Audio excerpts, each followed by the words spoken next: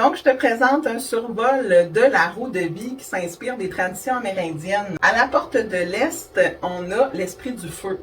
L'esprit du feu, c'est le soleil. Ces gens-là, c'est des gens habituellement qui sont des créatifs, des rêveurs, des visionnaires, des gens ambitieux, des gens inspirants. C'est des artistes. Des fois, ils ont de la difficulté à se mettre en action. Ça peut être parfois des personnes plus éparpillées dans leurs idées, un peu la tête dans la lune. Donc, eux, ces gens-là, ils gagneraient à s'en aller vers la porte de l'Ouest pour apprendre à être plus dans l'action. À la porte du Sud, on a l'esprit de l'eau.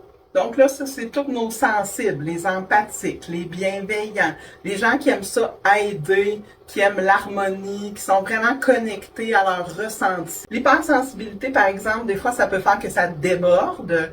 Donc, ces gens-là, parfois, gagneraient à aller vers la porte du Nord pour apprendre à plus être rationnel, se compartimenter, à être capable de plus contenir leurs émotions. À la porte de l'Ouest, comme je disais tantôt, c'est des gens qui sont plus actifs. C'est les bâtisseurs, c'est les gens qui sont terrains.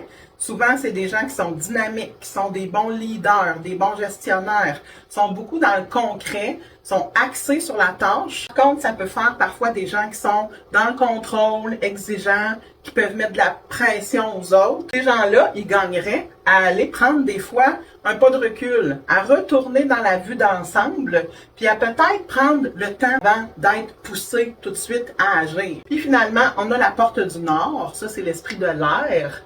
C'est les gens qui sont plus dans le mental, plus rationnels, plus scientifiques, plus pragmatiques. C'est des gens qui sont très structurés, bien organisés, c'est des bons coordonnateurs. Leur défi, des fois, c'est qu'ils peuvent être déconnectés de leurs émotions. Donc, des fois, c'est des gens qui partent justement de sensibilité, se sont coupés de cet univers-là et qui sont plus pragmatiques. C'est une force, mais en même temps, des fois, de se reconnecter à leur élan du cœur, ça pourrait leur redonner l'enfant intérieur, l'enthousiasme, l'envie de faire les choses, pas juste par obligation.